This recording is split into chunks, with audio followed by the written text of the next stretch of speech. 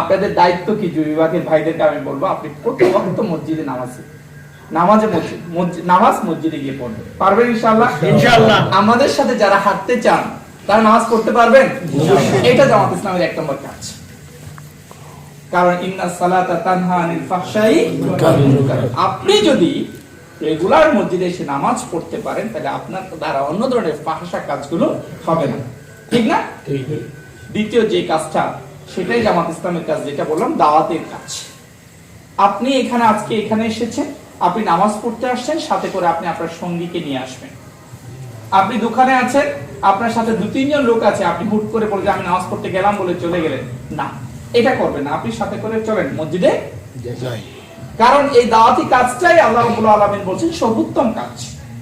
ওয়ামান আহসানু কওলাম মিম্মান দাআ ইলাল্লাহ ওয়া আমিলা সালিহান ওয়া ক্বালা ইন্নানি মিনাল মুসলিমিন। তার কথার চেয়ে কার কথা উত্তম, যিনি মানুষকে আল্লাহর পথে ডাকে এবং ঘোষণা করে আমি মুসলমানদের অন্তর্ভুক্ত। সে দাওয়াতি কাজ করতে পারবেন? পারবেন তো ইনশাআল্লাহ? তাহলে দেখবো নেক্সট কোন প্রোগ্রাম যখন 2 নম্বর ওয়ার্ডে আসবো আমি, তখন এখানে যদি 20 জন থাকে, সেবারে যদি 40 জন হয়ে যায়, তাহলে বোঝা যাবে আপনি দাওয়াতি কাজটা করেছেন। তৃতীয় নাম্বার আপনাদের থেকে আমরা যে কাজটা চাই, সেটা হচ্ছে আপনি হালাল উপায়ে উপার্জন করবেন। জামাত ইসলামের কর্মী পরিচয় দিবেন, জামাত ইসলামের সমর্থক পরিচয় দিবেন, কিন্তু আপনার উপার্জনের পথ হালাল নয়, তাহলে জামাত ইসলামের পরিচয় দেওয়ার অধিকার আপনার নেই। আমরা যারা যুবক শ্রেণী আছি তারা এখন কম বেশি ইনকাম করি, তাই না? আপনার ইনকামটা অবশ্যই হালাল উপায়ে হতে হবে।